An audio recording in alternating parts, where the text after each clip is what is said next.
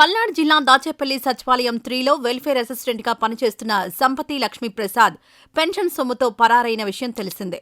ఈ నెల 1వ తేదీన డబ్బుతో పారిపోయిన లక్ష్మీప్రసాద్ గుంటూరులో ఉదయం దాచేపల్లి పోలీస్ స్టేషన్లో లొంగిపోయాడు.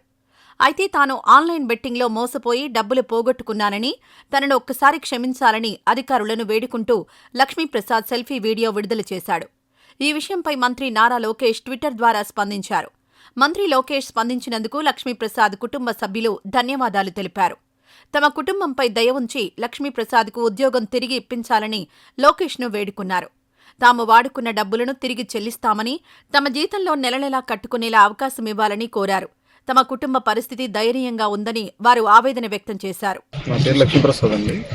నేను ఇప్పుడు సరెండర్ అవుదామని వచ్చాను. అయితే నాకు 4 రోజులు టైం కావాలని అడిగాను. ఇప్పుడు లోకేష్ గారు కూడా దీని మీద స్పందించారు. థ్యాంక్ యూ సార్, హెల్ప్ చేసినందుకు. నేను వచ్చి మనీ కూడా పే చేద్దామని అనుకుంటున్నాను సార్. కొంచెం టైం ఇస్తే 4 రోజులు అడిగాను. 10 to 15 డేస్లోనే నేను పే చేద్దాం అనుకుంటున్నాను. థ్యాంక్ యూ సార్, నాకు సపోర్ట్ చేసిన వాళ్ళందరికీ. ఈ వీడియో నచ్చితే లైక్ చేయండి. అలాగే మా ఛానల్ ని ఫస్ట్ టైం కనుక చూస్తున్నట్టయితే ఇప్పుడే సబ్స్క్రైబ్ చేసుకుని పక్కనే ఉన్న గంట సింబల్ ని యాక్టివేట్ చేసుకోండి. అప్పుడే మేము పెట్టే ప్రతి వీడియో మీకు నోటిఫికేషన్ గా వస్తుంది. అలాగే ఈ వీడియో పూర్తిగా చూసినందుకు ధన్యవాదాలు.